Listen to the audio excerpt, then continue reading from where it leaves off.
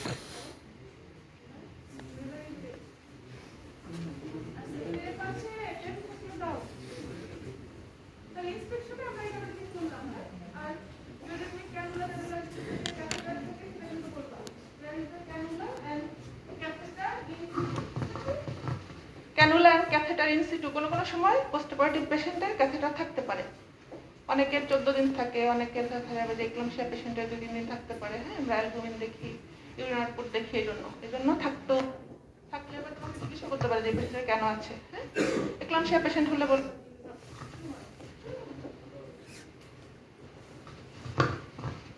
তাহলে ইন্সপেকশনের পরে আমাদের করতে হবে পালপেশন। হ্যাঁ, পালপেশন আমরা কিভাবে করবো? প্রথমে পেটে কিন্তু ব্যথা আছে, খুব আস্তে আস্তে প্রথমে সুপারফিশিয়াল পালপেশন। হ্যাঁ,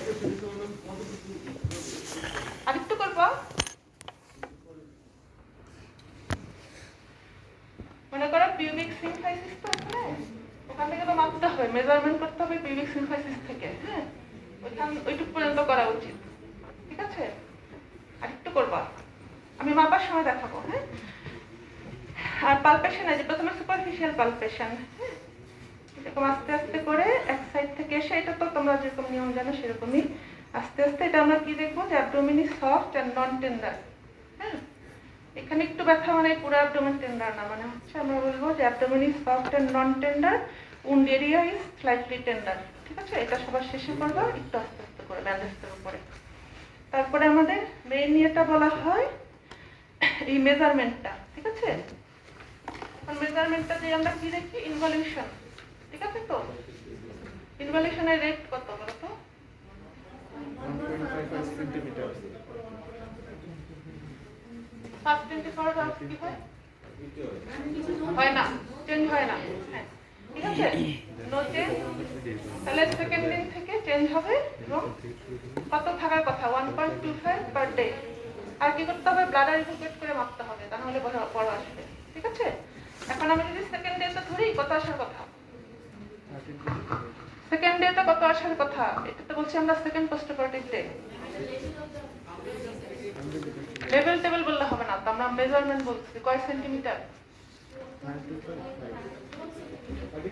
ডেলিভারির পর কত থাকে? এইসব বল, আমি তোমাকে মেজারমেন্ট সেন্টিমিটার 13.5 থাকে প্রথমে ডেলিভারির সময়, 24 আওয়ার্স তাই থাকবে। তারপরের দিন থাকার কথা আমাদের 12।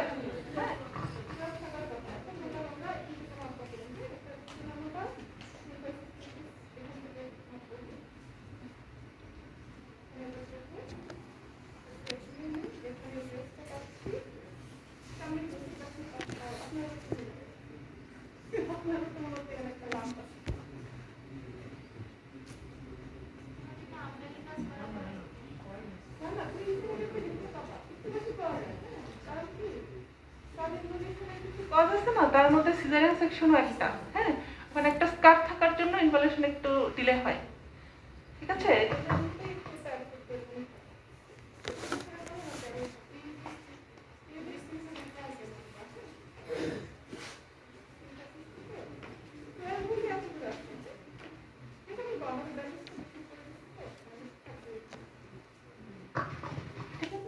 যেরকম থাকবে সেরকম ব্যান্ডেজ দিবা, কোনো কোনো সময় কিন্তু লংগিটিউডিনালিও থাকে। হ্যাঁ, তখন সেটা বলবা। হ্যাঁ, ঠিক আছে। নর্মালি 12 সেন্টিমিটার বা 13ও থাকতে পারে। যেটা পাবা সেটাই বলবা। তাই বলে তুমি মাপলা, তোমার হয়ে গেল যে 6, 16, 17, তাহলে মানে এটা একটু আনইউজুয়াল হয়ে যায়। হ্যাঁ, এটা মেপে দেখাতে বলে, অনেকেই দেখাতে বলে। তাহলে এটা দেখানো শেষ। তারপর আমাদের মাপার কথা, আর কিছু করতে হবে না। হ্যাঁ, ফার্স্ট পোস্টঅপারেটিভ ডেতে ইউজুয়ালি বালসাম দেখতে হয়। হ্যাঁ, ফার্স্ট পোস্টঅপারেটিভ ডেতে সেটাও করতে পারো।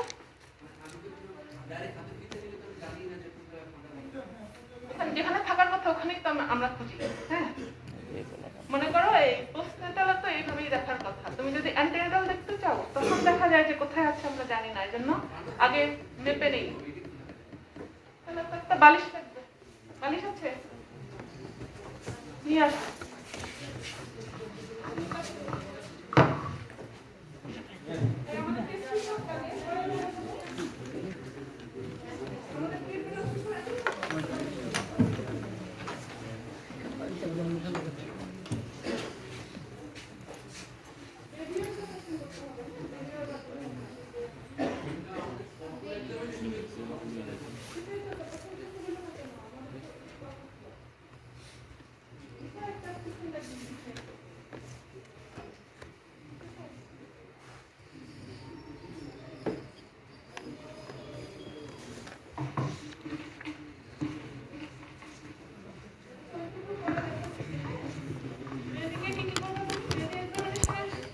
অস্পিতে এমনিতেই দেখাবে, অস্পির জন্য এমনি দেখানো হবে।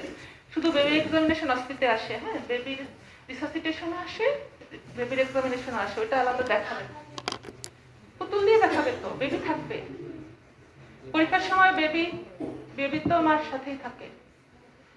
কোনো কোনো সময় মার কাছ থেকে নিয়ে যায়। তোমার যদি ওই সময়টায় থাকে তাহলে তোমাকে বলতে পারে তো এক্সামিনেশন দেখাও, এটা শিখে যাবে তোমরা। এটা অস্পির জন্য শেখানো হবে। তাহলে বেবিকে আমরা ধরো এমনি এক্সামিনেশন তুমি যদি করো আর না করো, কিন্তু তোমাকে যা যা জানতেই হবে হচ্ছে কি দেখবে প্রথমে বেবির সেক্স আর ওয়েট, এটা তো জানতেই হবে। এটা তো এমনি তুমি জানো, তারপরেও তোমাকে মেপে দেখতে হবে। হ্যাঁ, সেক্স আর ওয়েট দেখবা। তারপর হচ্ছে প্রতিদিন আমরা কি কি দেখি ফলো আপে, ধরো কোনো কালারটা কেমন। হ্যাঁ, বেবির কালারই কিন্তু ইন্ডিকেট করে সবকিছু, যে কার্ডিও রেসপিরেটরি সিস্টেম সবকিছু ঠিকঠাক আছে। হ্যাঁ, কালার কি থাকে? পিঙ্ক আমরা বলি। হ্যাঁ, কালার অ্যাপিয়ারেন্স বা কালার পিঙ্ক। তারপর তুমি রেসপিরেশন দেখার কথা একটু ঠিকঠাক আছে কিনা। তারপর হচ্ছে আমরা হার্ট রেট দেখি। হ্যাঁ, আর হচ্ছে আম্বিলিকাসটা হেলদি কিনা বাচ্চার। আম্বিলিকাল স্টাম্পটা হেলদি, এটা লিখতে হবে। বুঝবা তো হেলদি কোনটা? হেলদি তো থাকে সাধারণত। ডিসচার্জ থাকবে না, স্কিন কালারটা নর্মাল থাকবে, ড্রাই থাকবে। হ্যাঁ, এটুকু বললে আমরা বলবো হেলদি। আর হচ্ছে বাচ্চা ব্রেস্ট ফিডিং ঠিকভাবে করছে কিনা। হ্যাঁ, আর বাওয়েল মিকোনিয়াম পাস্ট কিনা, আর ইউরিন পাস করেছে কিনা, এটুকু জিজ্ঞেস করে রাখতে হবে মার কাছ থেকে। হ্যাঁ, আর কালার তো অবশ্যই বললাম যে পিঙ্ক কিনা, অথবা জন্ডিস আছে কিনা, থাকতেও তো পারে জন্ডিস। হ্যাঁ, হ্যাঁ, ফিজিওলজিক্যাল কেন, খারাপও থাকে। আমার একটা রোগীর টার্ম প্রেগন্যান্সি, এখন শুনলাম যে ভর্তি বাচ্চা উপরে। হ্যাঁ, মা ছিল নেগেটিভ, মা হচ্ছে ও নেগেটিভ। ঠিক আছে, বাচ্চারও আসলো নেগেটিভ গ্রুপ, বি নেগেটিভ। তখন কিন্তু আমাদের অ্যান্টিটি দেওয়া লাগে না। হ্যাঁ, অন্য সব কিছু ঠিক আছে, এখানে কোনো মিসম্যাচ মানে ইয়ের ইনকম্পেটিবিলিটি হওয়ার কথা না, আর ইনকম্পেটিবিলিটি। কিন্তু পেশেন্ট বাচ্চার কালকে জন্ডিস ডেভেলপ করেছে, ভর্তি, ফটোথেরাপি লাগবে। এটা হতে পারে যে এবিও ইনকম্পেটিবিলিটি। হ্যাঁ, সমস্যা থাকলে কিন্তু আগে আগে ডেভেলপ করে, ফিজিওলজিক্যালের টাইমে না, ফার্স্ট ডেতেই ডেভেলপ করে। এইটা আমাদের মতো একটা আছে, আমাদের নিচে একটা আছে। ঠিক আছে, তাহলে বেবি তুমি সেক্স লিখবা, ওজন লিখবা, কালার লিখবা, আম্বিলিকাস লিখবা, এইটুকু লিখলেও চলবে। চেস্ট আর হচ্ছে এই কথা লিখলেই চলে। তারপর এক্সামিনেশনের পরে ও মার আরেকটা জিনিস দেখার কথা ছিল, লকিয়া, হ্যাঁ, প্যাডটা দেখতে হবে, ঠিক আছে? পিজি তো করবে না, কিন্তু প্যাডটা দেখতেই হবে। হ্যাঁ, প্যাডটা শুধু দেখবা আর লিখতে হবে যে মানে pad is soaked with lochia rubra, amount is average and no foul smelling is present, ঠিক আছে? প্যাডের মানে চেহারা তুমি না দেখলেও এটা লিখবা, ঠিক আছে? তো আর লোকিয়া দিয়ে কি কি বোঝা যায়, যে যা যা বললাম, যে এক্সেসিভ লোকিয়া রুব্রা মানে কি, পিপিএইচ। হ্যাঁ, পিপিএইচ থাকতে পারে, কোনো কোনো পেশেন্ট বলে যে আমি আজকে 7-8টা প্যাড চেঞ্জ করতে একদিনে, পিপিএইচ হতে পারে। তারপরে ফাউল স্মেলিং, মানে ফাউল স্মেলিং লোকিয়া ইন্ডিকেট করে কি ইনফেকশন, হ্যাঁ, পুরুতারা সেপসিস। হ্যাঁ, তারপরে আর যে লোকিয়া কতদিন থাকে বলো তো?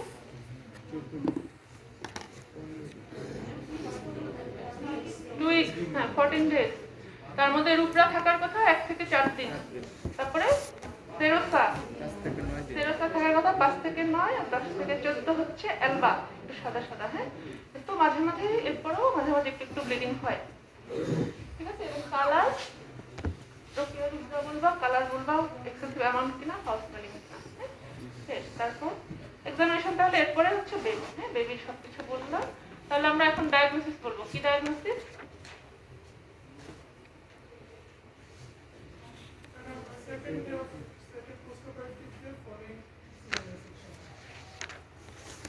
এটা বললেও হয়, কিন্তু বেশি ভালো হয় পিরপেরিয়াম বললে। পিরপেরিয়াম কি সেকেন্ড হবে? থার্ড। এটা কিন্তু ঝামেলা আছে। হ্যাঁ, সেকেন্ড পোস্টঅপারেটিভ ডেতে হবে, থার্ড ডে অফ পিরপেরিয়াম প্রথম দিন ইনক্লুড হয়। হ্যাঁ, এটা তো জানো সবাই। সিজারি হোক, নর্মালি হোক, থার্ড ডে অফ নর্মাল নাকি অ্যাবনর্মাল? নর্মাল পিরপেরিয়াম। তারপরে বলবা ফলোইং সিজারিয়ান সেকশন। টুকু বলার পরেও বলা উচিত done for second gravida 38 weeks pregnancy with history of previous caesar with PROM, ঠিক আছে? মানে কি কারণে করা হয়েছে এটা সহ বলাই ভালো। আর নর্মাল হলে তো আর তোমাকে ইন্ডিকেশন টাইপের কিছু নাই, তখন খালি বলবা third day of normal puerperium following normal vaginal delivery, ঠিক আছে? নর্মাল পিরপেরিয়াম আর নর্মাল ডেলিভারি নিয়ে কোনো ঝামেলা আছে বলো তো?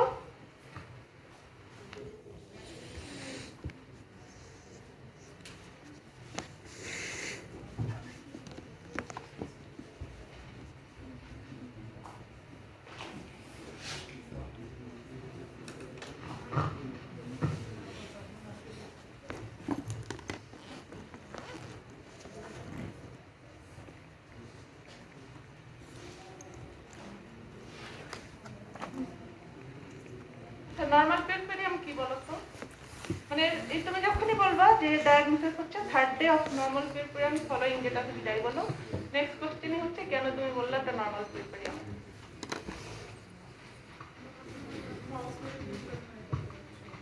আগেই ডিসচার্জ কেন? আগে অন্য কিছু বলো, সবকিছু সহ হতে হবে।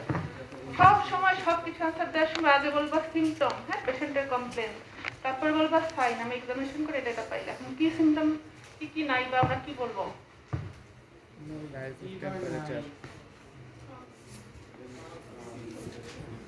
ওটাও তো পরে, আগে সিমটম বলবো না। আচ্ছা, বলতে পারো যে the patient has no complaint, তাই তো, except slight pain in the wound area which is a normal phenomenon, ঠিক আছে?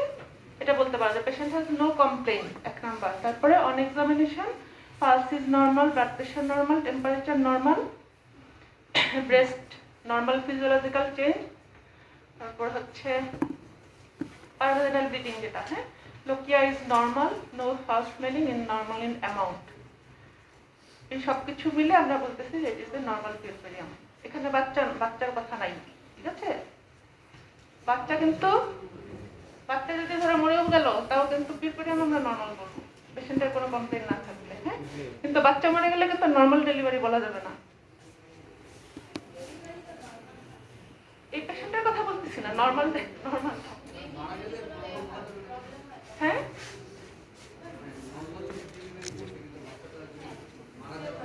তাহলে আর নর্মাল ডেলিভারি বলা যাবে না। মানে আমরা কি বলি বলো তো? আচ্ছা, নর্মাল পিরিয়ড হচ্ছে তো, নর্মাল পিরিয়ড কিন্তু সিজার হোক নর্মাল হোক, বাচ্চা যেরকম খুশি হোক, হ্যাঁ, মা সুস্থ থাকলে নর্মাল পিরিয়ড, ঠিক আছে? আর নর্মাল ডেলিভারি তো অন্য জিনিস, যেটা ভ্যাজাইনাল ডেলিভারি হবে, কিন্তু কতগুলো ক্রাইটেরিয়া আছে না? এক নম্বর স্পন্টেনিয়াসলি ননসেট আর টার্ম, হ্যাঁ, তারপর কি vertex presentation, without undue prolongation, without any মানে উইথ মিনিমাল এইডস আর without any complication to mother and baby, তাই তো? এখন মনে করো আমরা কখন কখন নর্মাল ডেলিভারি না বলে এগুলা থেকে কিছু চেঞ্জ হলেই বলি ভ্যাজাইনাল ডেলিভারি, ঠিক আছে? নর্মাল না। ভ্যাজাইনাল ডেলিভারি হচ্ছে মনে করো টার্ম না, আমাদের এখানে মাঝে মাঝে 30 সপ্তাহ 31 সপ্তাহ ডেলিভারি হয়ে যায়, এটাকে আমরা শুধু বলতেছি ভ্যাজাইনাল ডেলিভারি। ব্রিজ ডেলিভারি হয়ে গেলে আমরা বলতেছি ভ্যাজাইনাল ব্রিজ ডেলিভারি, অন্য কিছু, কিন্তু নর্মাল বলতেছি না, হ্যাঁ? তারপরে বাচ্চা মরে গেলেও আমরা বলতেছি বাচ্চা আইউডি বা কিছু একটা, অথবা ইন্ডাকশন দিয়ে ডেলিভারি করলাম, তখন বলবো শুধু ভ্যাজাইনাল ডেলিভারি, ঠিক আছে? নর্মাল না, ঠিক আছে? এটা তো গেল। আর অ্যাবনর্মাল পেরিটোনিয়াম কি? মানে নর্মাল থেকে ডেভিয়েশন কি অ্যাবনর্মাল, কোনো কমপ্লিকেশন, কোনো কমপ্লেইন যেটা কিছুই থাকুক, হ্যাঁ? পেশেন্ট যদি বলছে জ্বর, তারপর হচ্ছে ফাউল স্মেলিং ডিসচার্জ, পেটে এক্সেসিভ ব্যথা, বমি, ইউটিআই, যে কোনো কিছু, হ্যাঁ, সব কিছুই হচ্ছে অ্যাবনর্মাল, অথবা ব্রেস্টে পেইন, ঠিক আছে? তাহলে এই পেশেন্টকে আমরা বলতেছি নর্মাল পেরিটোনিয়াম। এখন নেক্সট কোশ্চেন, এই পেশেন্টকে এখন কি কি দিবা তুমি? অবশ্যই এপিসিওটমিতে লেখা আছে না, উইথ মিনিমাল এইডস লেখা ইনক্লুডেড এপিসিওটমি, হ্যাঁ, এপিসিওটমি নর্মাল। কিন্তু ধরো ফোরসেপস বা কিছু করা হলো ভেন্টোস, তাহলে কিন্তু আবার না, তখন আবার বলতে হবে অ্যাসিস্টেড ভ্যাজাইনাল ডেলিভারি, হ্যাঁ? তো শুধু এপিসিওটমি পর্যন্ত নর্মাল। তাহলে আজকে এই পেশেন্টের সেকেন্ড পোস্টঅপারেটিভ ডে, হ্যাঁ? এখন ওকে কি কি ম্যানেজমেন্ট দিবা? এই পেশেন্টের তো সিজার হলো, বলার সময় আবার অন্য পেশেন্টের কথা বলবো না, এই পেশেন্টেরই একদম স্পেসিফিক, মানে থার্ড ডে অফ পিরিয়ড, যেটা হচ্ছে সেকেন্ড পোস্টঅপারেটিভ ডে, সবকিছু ভালো আছে, তার কি ম্যানেজমেন্ট দিবা?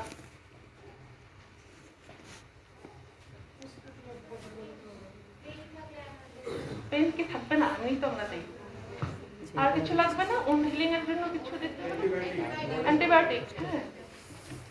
আমরা অবশ্যই কি কি দিব, মানে প্রথম থেকে শুরু করো। ডায়েট আমরা নর্মাল, সব ম্যানেজমেন্টই বলতেছি ডায়েট নর্মাল, একদম বেড রেস্টে থাকারও দরকার নাই, হ্যাঁ, বেড রেস্টেই থাকবে, কিন্তু সে বাথরুমে যাবে, বাথরুমে যেতে পারবে, এমনি একটু হাঁটাহাঁটিও করতে পারবে, হ্যাঁ, বসবে, মানে সারাদিন শুয়েও থাকবে না।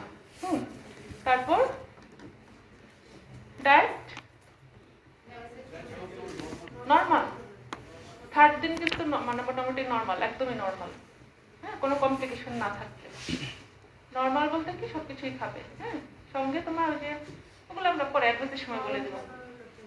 হ্যাঁ, বাউল ব্লাডার, মানে অনেকে পেইনের জন্য বাথরুম করে না, বা পরে দেখা যায় রিটেনশন হয়ে যায়, হ্যাঁ, সেই জন্য সে কনস্টিপেশন হলে আমাদেরকে জানাবে, কনস্টিপেশন না হলেই আমরা ওষুধ দিয়ে দিই না, হ্যাঁ, যার কনস্টিপেশন হয় তাকে ওষুধ দিই, সে ফ্রিকোয়েন্ট ব্লাডার ইভাকুয়েশন করবে বাথরুমে গিয়ে, হ্যাঁ। আর হচ্ছে ওগুলো পরে সেকেন্ড পিরিয়ডের কথা বলো। তারপরে আর কি দিব? আর আমরা ওষুধের মধ্যে দিব অ্যান্টিবায়োটিক আর পেইন কিলার, আর পেইন কিলার দিলে আমাদের দিতে হয় একটা কি বলে অ্যান্টি আলসারেন্ট, হ্যাঁ, এটাই হোক, পিপিআই দিয়ে দিই আমরা, এটুকুই হচ্ছে, দিতেই হবে।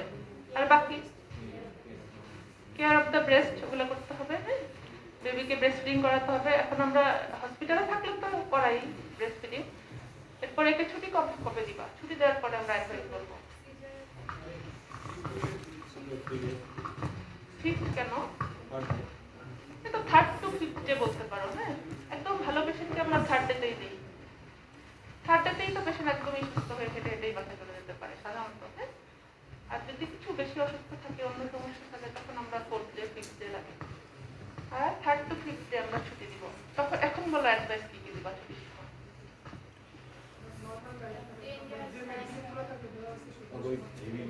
আচ্ছা, ওষুধ ঠিক মতো খাবে, তারপর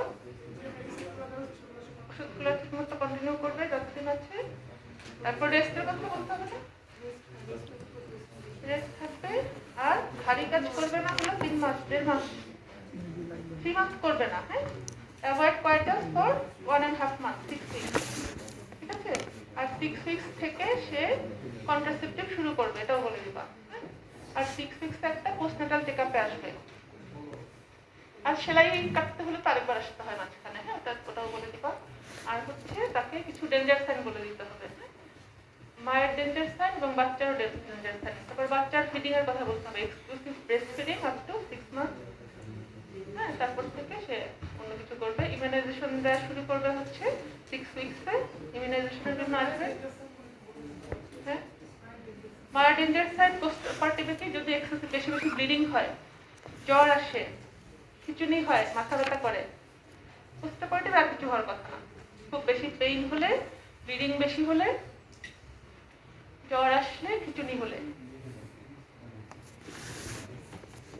আর বাচ্চার জন্য, বাচ্চাগুলো তো জানোই তাই না, বাচ্চার যেগুলো প্রথমে হচ্ছে যদি বাচ্চা খাওয়া দাওয়া বন্ধ করে দেয়, স্টপ ফিডিং ওয়েল, তারপর হচ্ছে ভমিটিং, এক্সেসিভ ভমিটিং, এমনি একটু বমি করতে পারে, এক্সেসিভ ভমিটিং, তারপর হচ্ছে convulsion, respiratory distress, chest drying, আম্বিলিকাসটা যদি কোনো ডিসচার্জ হয় তাহলে আসবে।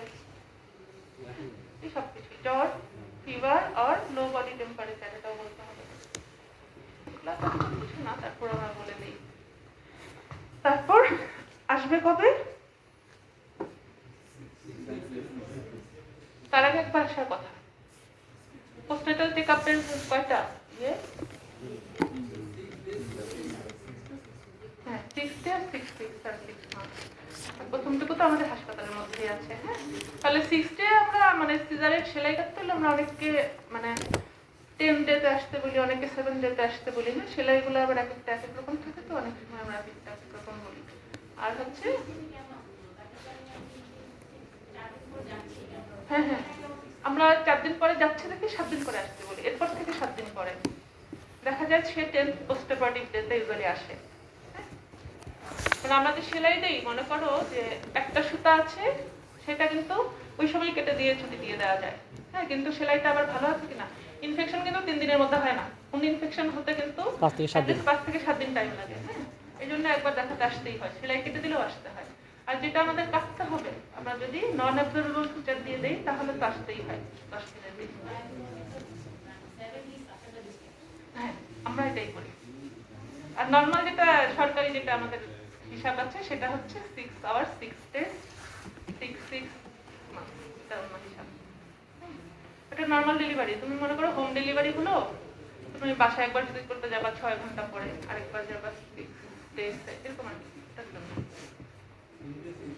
আচ্ছা তারপর কি কি কি যেন বললো, পিউরপ্যারাল সেপসিস। বলতো সেপসিস কি?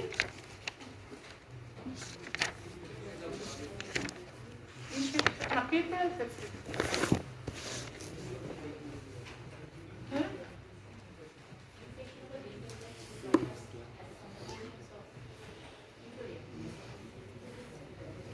ঠিক আছে, মোটামুটি এটাই। পিউরপ্যারাল সেপসিস আর হচ্ছে পিউরপ্যারাল পাইরেক্সিয়া একই? আচ্ছা পাইরেক্সিয়া কি?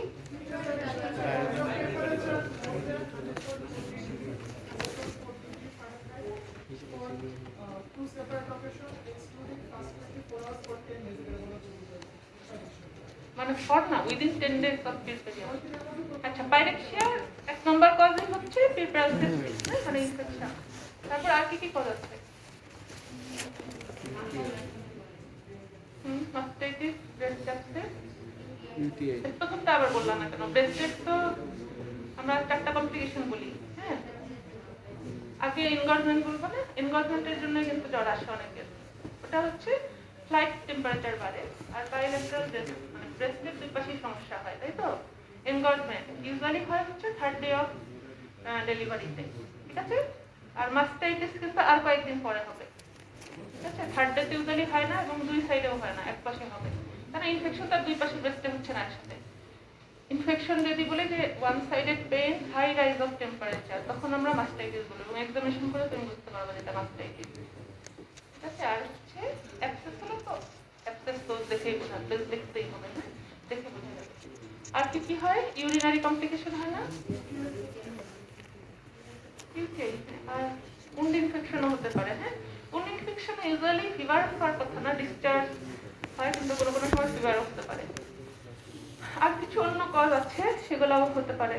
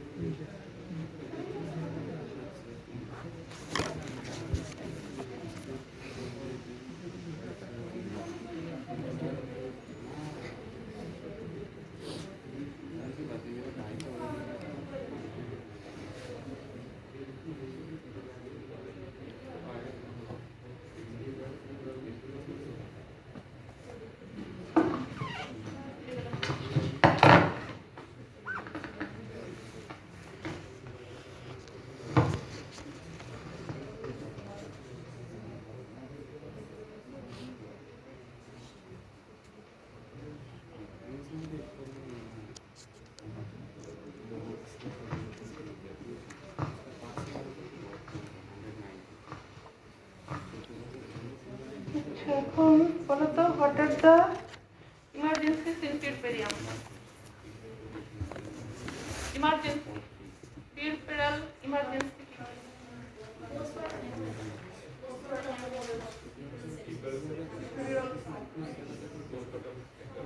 Postpartum eclampsia. মানে কিছু আছে ইমিডিয়েট কমপ্লিকেশন, হ্যাঁ কতগুলো একটু ডিলে, হ্যাঁ সেপসিসও ইমার্জেন্সি, কিন্তু সেপসিসটা আর একটু ডিলেড কমপ্লিকেশন, একদম সাথে সাথে কি কি হতে পারে, পিপিএইচ আর শক, postpartum eclampsia। একটা হয় ইনভার্সন। ইনভার্সন সত্যি সত্যি একটা পেশেন্ট ছিল, কিন্তু মানে ওরা কত হবে 2 সপ্তাহ আগে, হ্যাঁ আমাদের আইসিইউতে ছিল একটা ইনভার্সন। পেশেন্ট হচ্ছে মানিকগঞ্জে ডেলিভারি হয়েছিল তার বাসায়, তারপর সেখান থেকে মানিকগঞ্জ সদর হাসপাতালে গেল, তারপরে ওদের ওখানে বোধহয় এত ব্যবস্থা নাই, ওরা রেফার করে দিয়েছে। একদম হিমোগ্লোবিন ছিল 2, পেশেন্ট একদম শকে, মানে শুধু এইখানের পালসটার নামে ক্যারোটিড পালস আছে, আর কিছুই নাই। আইসিইউতে ছিল, তারপরে 3 ব্যাগ ব্লাড জোগাড় করার পরে আপার ওটিতে নিয়ে গিয়েছিল, কিন্তু মানে একদমই তো বেশি খারাপ ছিল, এক্সপায়ার করে দিয়েছে কিছুক্ষণ পরে। ইনভার্সন হলে কি কি হয়? ইনভার্সন একটা হচ্ছে যে হাইপোভলিমিক শক, হ্যাঁ এই পেশেন্ট তো ব্লিডিং হয়ে হিমোগ্লোবিন 2 হয়ে গেল। আরেকটা হচ্ছে যে ইনভার্সন হয়ে থাকে দেখে নিউরোজেনিক শকেও চলে যায় পেশেন্ট। দুইটা মিলেই ভাবে পেশেন্ট খারাপ হয়ে যাবে, কিন্তু ওটির পরে পেশেন্ট নিয়ে পারে।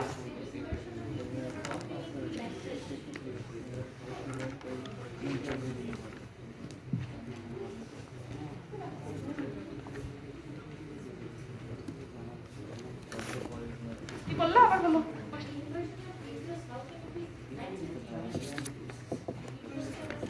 ইনভার্সন হয়ে গেলে আচ্ছা একটা হচ্ছে যে ধরো কেন হচ্ছে, হ্যাঁ প্রথমে হলো ইউটেরাসটাকে ইনসাইড আউট, হ্যাঁ এটাই তো আমরা ইনভার্সন বলতেছি।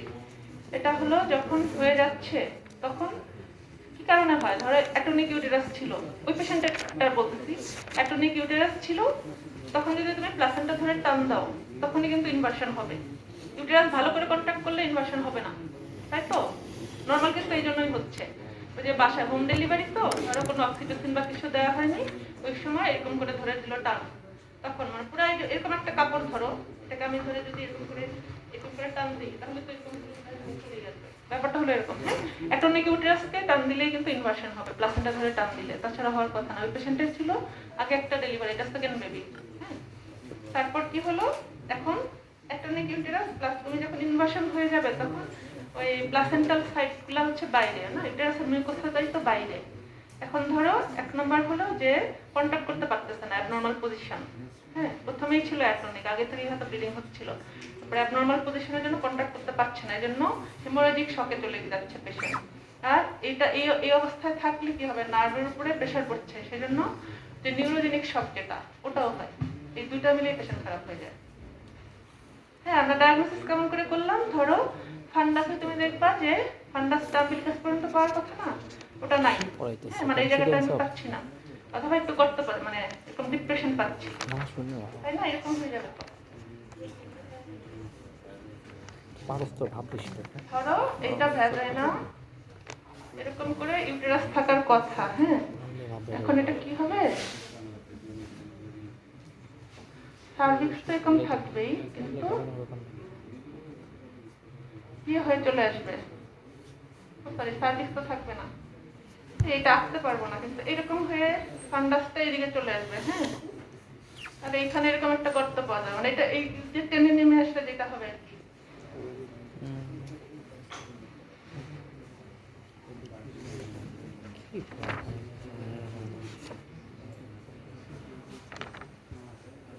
এরকম করে চলে যাবে, হ্যাঁ এই জিনিসটা আমরা এই যে ফান্ডাসের এই অংশটা উল্টা হয়ে আমরা এটা এখানে বেদানাতে পাচ্ছিলাম, ঠিক আছে, তাহলে এখানে কিন্তু কোনো ফান্ডাস পাইনি, পেটে হাত দিয়ে কোনো ফান্ডাস পাওয়া যাচ্ছিল না, বরং ভ্যাজাইনাতে এটা উল্টা করে এখানে একটা ফান্ডাস পাওয়া যাচ্ছে, এবং সারফেসটা ধরো এখানে তো ইউটেরাসের ইনসাইডটা থাকতেছে মিউকোসা, মানে এগুলো একদম রাফ হয়ে আছে, অনেক সময় প্লাসেন্টাও লাগানো নিয়ে আসে বের করতে না পারলে, হ্যাঁ আর প্লাসেন্টা বের করলেই তো ব্লিডিং শুরু হয়, প্লাসেন্টা ইনট্যাক্ট নিয়ে আসলে ব্লিডিংটা হয় না।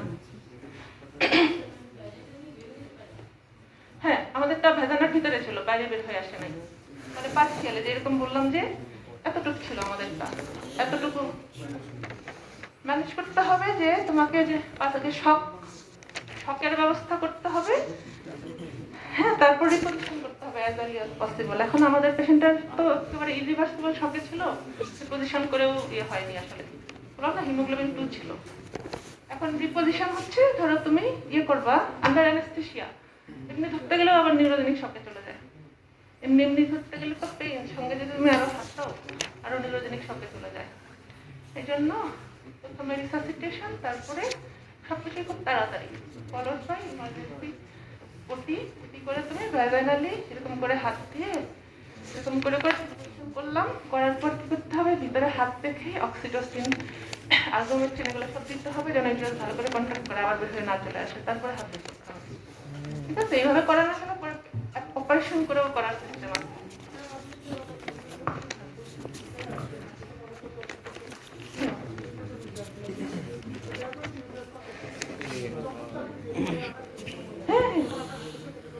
করা যাবে না, চলে আসবে না, এটার জন্য একটা কন্ট্যাক্ট করা পর্যন্ত ওয়েট করতে হবে। না না, আমার হাতের সাথে ইউটেরাস আসবে কেন?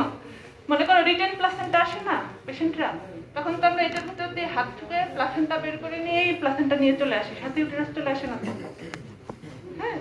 কিন্তু ইউটেরাস আসবে কখন, যখন তুমি ধরো এই যে একদম ল্যাক্স অবস্থায় আছে, তখন তুমি এরকম করে বেরোয় চলে আসবে। সত্যি সত্যি কাপড়ের মতন ইউটেরাস থাকে, একেবারে ল্যাক্স। আর কি থাক, এটাকে একটু দেখাই।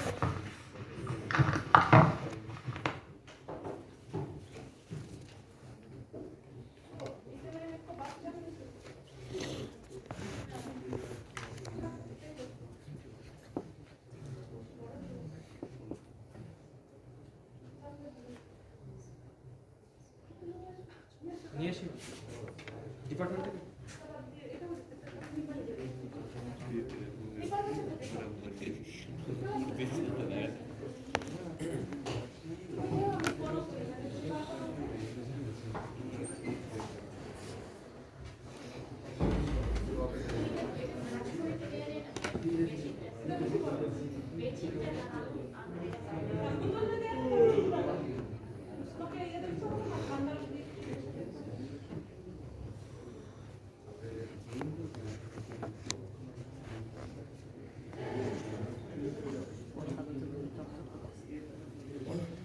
পড়াশোনা হতে শিখবো তুমি তো পাপ্পু করতে দেখ সামনে পড়ার প্রতি আগের মতো আছে ঘন্টায় 100 পেজ আগের থেকে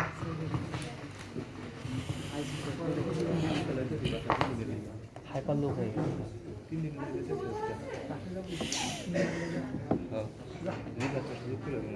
সাথে সব বই খাতা নিয়ে যাবি না, সব বই খাতা সব নিয়ে যাবেন না, সব বস্তাগুলো নিয়ে যাবেন না,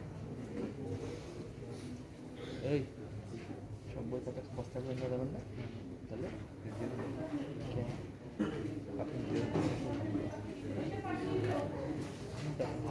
আপনাদের বই বড় চলে হচ্ছে high class high category class class আমি ক্লাস